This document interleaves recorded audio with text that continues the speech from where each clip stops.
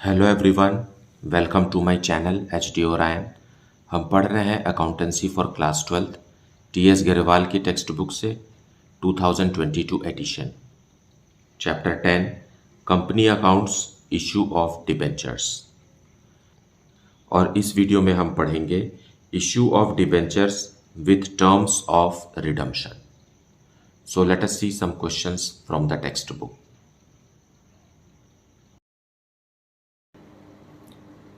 Question number 34.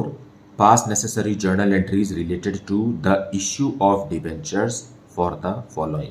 Now हमें issue of debentures से related ही journal entry करना है। Redemption of debenture अब syllabus से delete हो गया है 2022-23 के लिए। Fine. Now point A, issued rupees 28,000 10% debentures of rupees 100 each at a premium of 15% redeemable at par. Now इस पर्टिकुलर में कोई भी लॉस नहीं है कंपनी को। ये जो प्रीमियम है it is related to issue of debenture और ये कैपिटल रिसीट है और रिडम्पशन तो पार में हो रहा है, so there is no loss to the company. Fine. Point B, issued rupees 30,000 10% debentures of rupees 100 each at a premium of 10% and redeemable at a premium of 15%। सो यहाँ कंपनी को loss हो रहा है 15% का, क्योंकि रिडम्पशन के समय कंपनी फेस वैल्यू से 15% ज़्यादा देने वाली है। So this is a loss. Fine. और ये जो प्रीमियम है ये इश्यू के समय का है, it is a capital receipt and this is a capital loss. Okay. Then point C, issued rupees 80,000 10% debentures of rupees 100 each at par, repayable at a premium of 10%। Now issue तो company ने पार में किया है, लेकिन redemption के समय company premium दे रही है, so this premium on redemption is a loss to the company। Fine। So let us see the journal entries related to this। Journal entries for question number 34। Point A को पहले discuss करेंगे। यहाँ 28,000 rupees face value के debentures issue हो रहा है premium में which is redeemable at par. So bank में पैसा आएगा। Fine. Bank account debited to 10% debenture application account. Application and allotment. Fine. क्योंकि लम सम अमाउंट रिसीव कर रही है कंपनी और 28,000 रुपीज़ के डिबेंचर्स हैं। मतलब कितने डिबेंचर्स हैं हमारे पास? 280 डिबेंचर्स हैं और कंपनी 100 रुपीज़ के बदले at a premium of 15%। Fine. So 115 rupees ले रही है। So this will be the amount to be received और अमाउंट है 32,200 being received applications.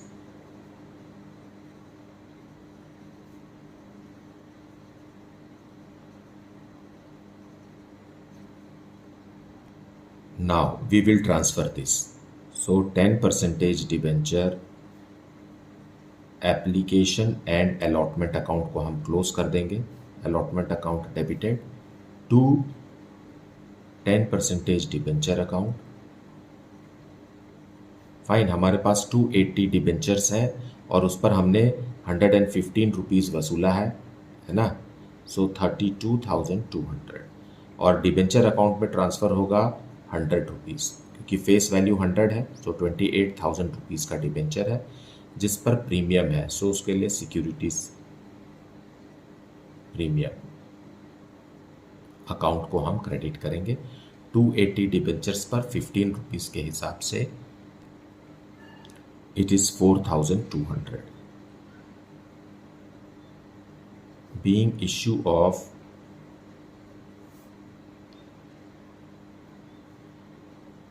280 10% debentures at premium repayable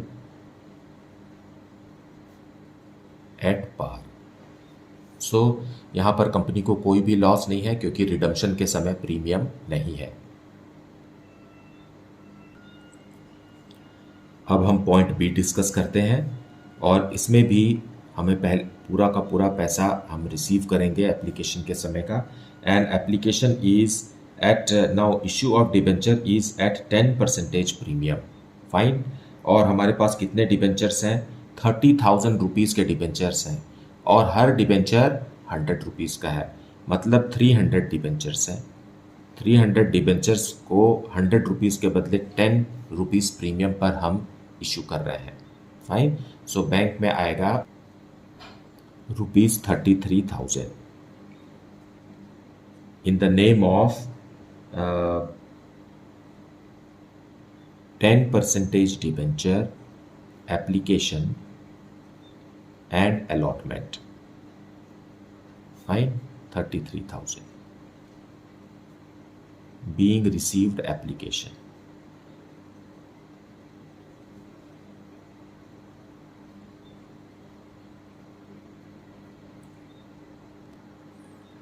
Now we will transfer this.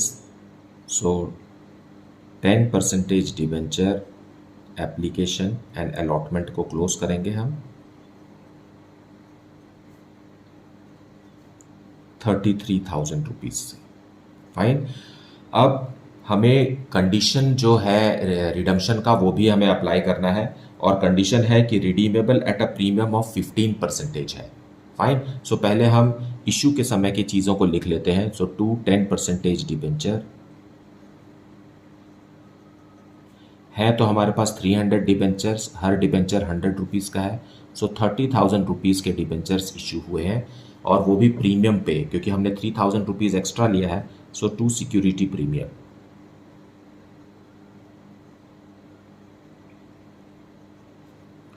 $300 debentures पर 10 rupees के हिसाब से 3,000 rupees securities premium का है। लेकिन रिडम्पशन का कंडीशन भी हमें यहाँ ध्यान देना है और रिडम्पशन के समय कंपनी को लॉस हो रहा है। सो एक्सपेक्टेड लॉस कब होगा? जब कंपनी रिडीम करेगी 2-3 साल बाद, 5 साल बाद, तब होगा। लेकिन उस एक्सपेक्टेड लॉस को हमें आज ही अपने बुक्स में लिखना है as per prudence concept of accounting. Fine. So इसको हम लिखते हैं टू प्रीमियम ऑन रिडम्पशन।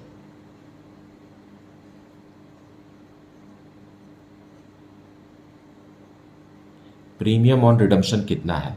इन्हीं 300 डिबेंचर्स पर 15 रुपीज़ पर डिबेंचर के हिसाब से 4,500 रुपीज़ कंपनी प्रीमियम देने वाली है। And it is a loss, तो इस लॉस को हम, क्योंकि लॉस हमेशा डेबिट होता है ना, debit all expenses and losses, तो loss on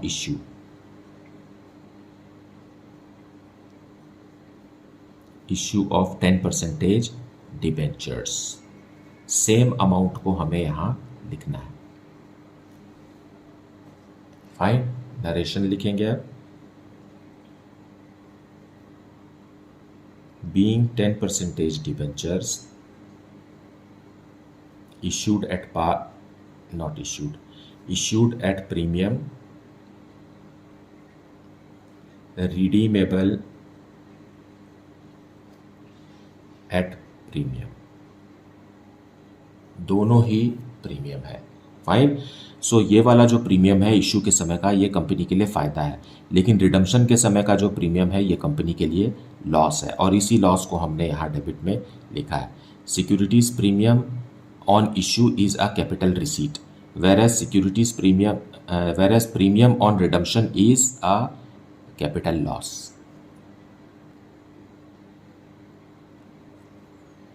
Now let us discuss case C. Fine. 80,000 rupees के डिबेंचर्स हैं और कंपनी उन्हें इश्यू कर रही है। सो बैंक में, और हर डिबेंचर 100 रुपीज़ का है। Now issue of debentures are at par. So 80,000 मतलब कितने हुए? 800 डिबेंचर्स हैं 100 रुपीज़ वाले। सो 80,000 रुपीज़ के डिबेंचर्स हैं और ये इशू हो रहे हैं पार में। सो it is 10% debenture, 10% debenture application and allotment 80,000. No premium, no discount on issue. Being received applications.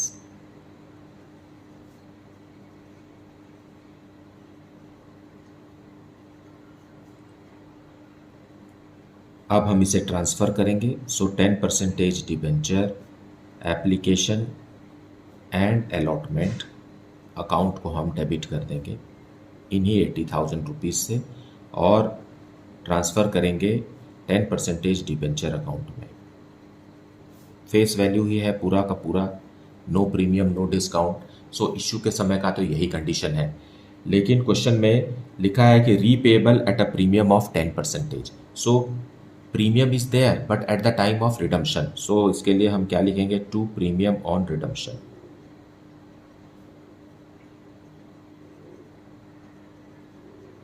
Premium on redemption कितना है, 10% है। सो 80,000 का 10% is 8,000 and this is a loss to the company. तो उसके लिए हम डेबिट भी करेंगे और डेबिट में लिखेंगे loss on issue,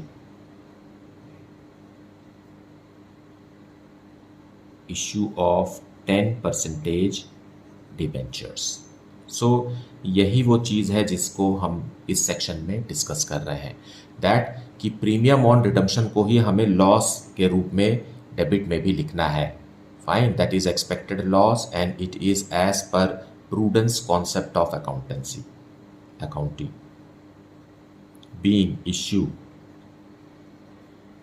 of 10% debentures at par repayable at 10% premium.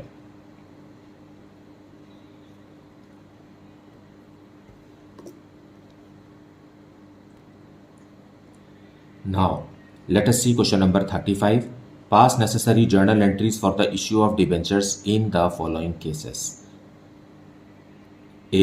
Rupees 40,000 12% debentures of rupees 100 each. Now यहाँ से समझिए कि कितने डिबेंचर्स हैं, 400 डिबेंचर्स हैं, 40,000 रुपीज़ है ना, और 400 इंटू 100 करेंगे तब जा करके 40,000 आएगा। Issued at a premium redeemable at par. So it is a simple entry, इसमें यहाँ कोई भी लॉस नहीं है, there is no loss in this. Fine. Now second point, rupees 70,000 12% debentures of rupees 100 each issued at a premium of 5% redeemable at rupees 110। Face value 100 है और issue हो रहा है 5% प्रीमियम में, तो ये 5% मतलब 5 रुपीज़ तो कंपनी को प्रॉफिट है ना, कैपिटल रिसीट है। लेकिन रिडम्पशन के समय कंपनी 10 रुपीज़ ज़्यादा दे रही है, तो ये पूरा का पूरा 10 रुपीज़ कंपनी के लिए क्या है, लॉस है। सो हमारे पास यहाँ पर लॉस है लेकिन इस वाले में लॉस नहीं है। Fine. So let us see the solution. So journal entries for question number 35 and point A. Point A में है 40,000 रुपीज़ के 12% डिबेंचर्स इश्यू हो रहे हैं at a premium of 5%। So bank में अमाउंट आएगा, fine, to 12% debenture application and allotment. So हमारे पास कितने डिबेंचर्स हैं, 400 डिबेंचर्स हैं और 5% प्रीमियम में मतलब 100 रुपीज़ के बदले 105 रुपीज़ हमें रिसीव करना है। सो एप्लीकेशन के समय में विथ प्रीमियम 42,000 रुपीज़ रिसीव होगा। being received applications.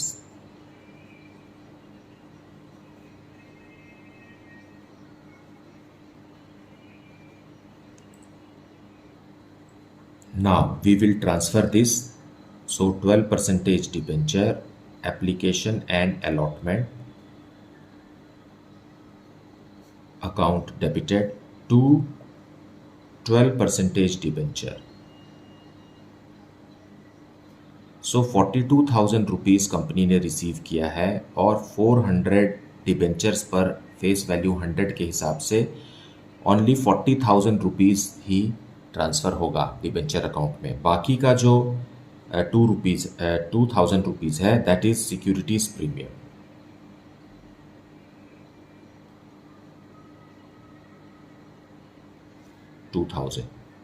और क्या हमारे पास कोई लॉस है, देयर इज़ नो लॉस। सो ये वाला लाइन मुझे छोड़ना नहीं चाहिए था बट छूट गया है। Being issue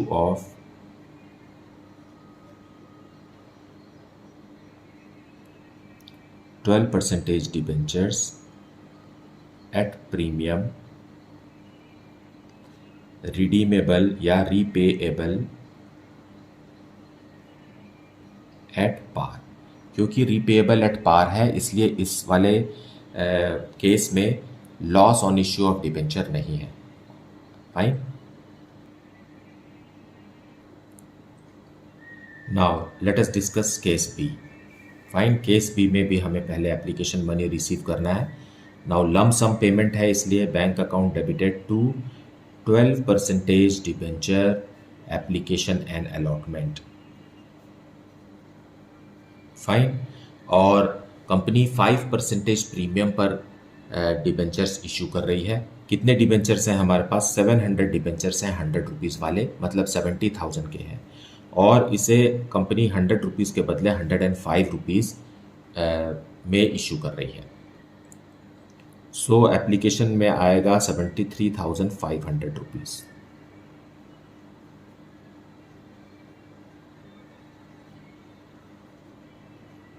being received applications।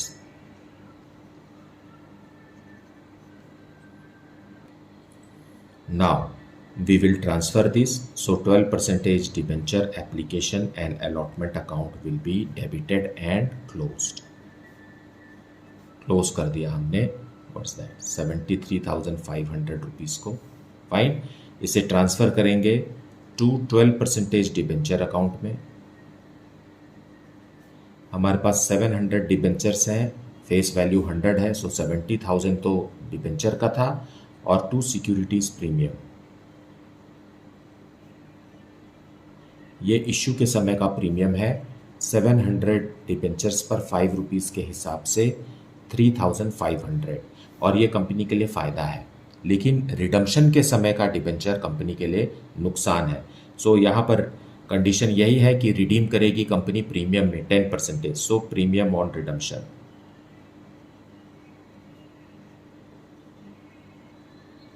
Premium on redemption कितना है? इन्हीं 700 डिबेंचर्स पर 10% of 100 that is 10 rupees.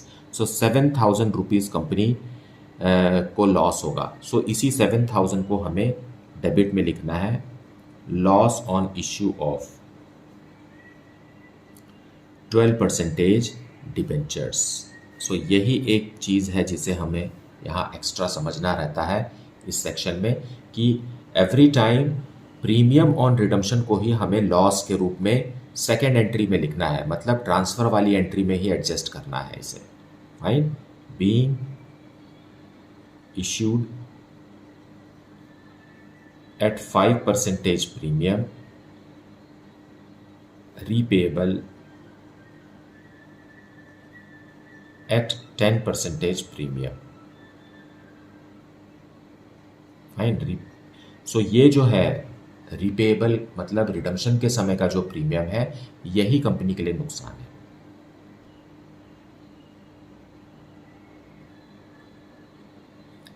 Now let us see question number 36। Care Cosmetics Limited issued 50,000 9% debentures of ₹10 each, मतलब 5 लाख रुपीज़ के डिबेंचर हो गए। Fine. On 1 April 2021, redeemable eight a premium of 10% after 10 years. Now ये जो 10% redemption के समय premium दे रही है, this is a loss for the company. Fine.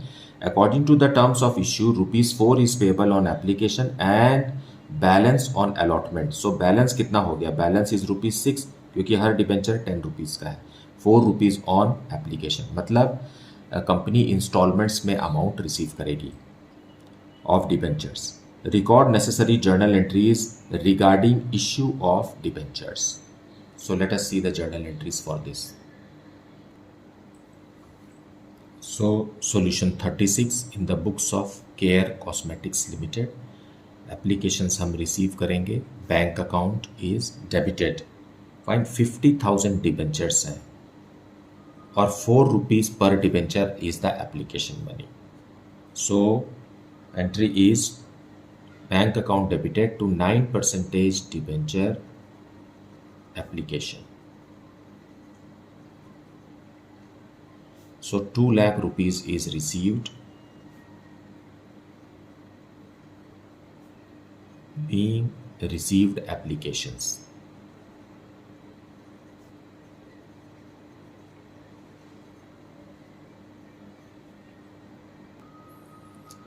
अब इसे हम ट्रांसफ़र करेंगे. So 9% debenture application account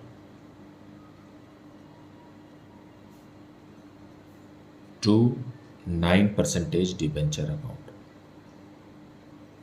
₹2 lakh will be straightforward transferred, क्योंकि यहाँ कुछ भी एडजस्टमेंट हमें नहीं दिखाना है. Being amount transferred.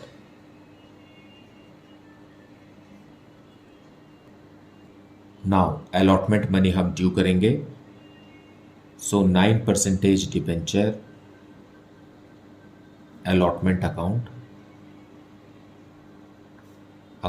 debited to 9% debenture account. Fine. हमारे पास कितने डिबेंचर्स हैं? 50,000 डिबेंचर्स हैं और ₹6 पर डिबेंचर के हिसाब से 3 लाख रुपीस जो है वो अलॉटमेंट के समय ड्यू है. लेकिन हमें यहाँ रिडम्पशन का कंडीशन भी अप्लाई करना है और रिडम्पशन के समय प्रीमियम है. सो to premium on redemption.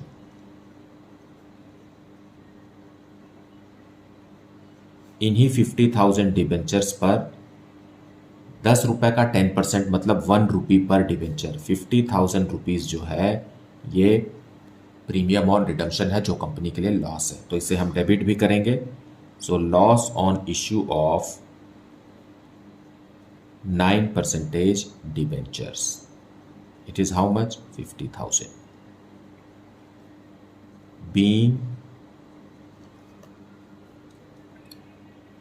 issue of debentures at par, repayable at premium.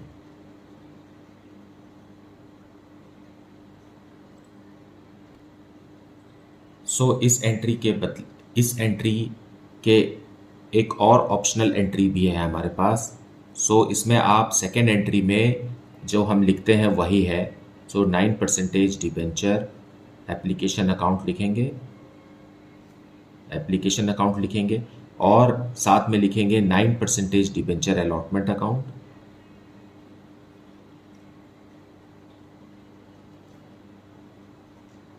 फिर लिखेंगे loss on issue of debenture. Loss on issue of debenture भी डेबिट करेंगे. Then to 9% debenture account and to premium on redemption.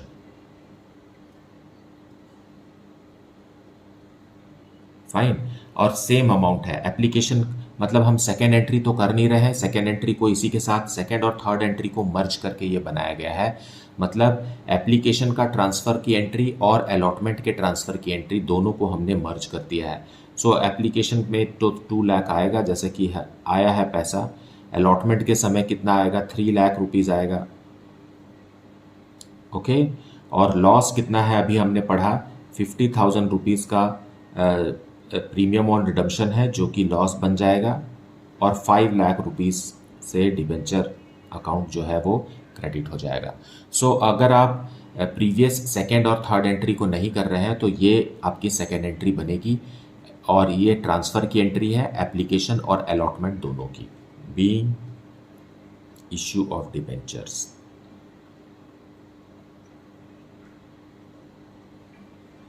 repayable at premium.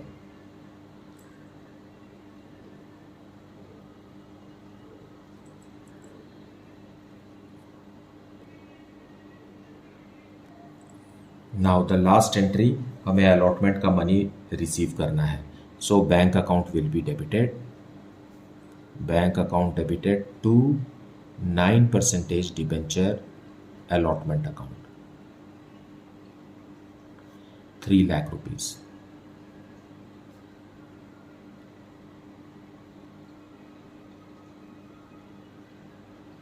being allotment money received.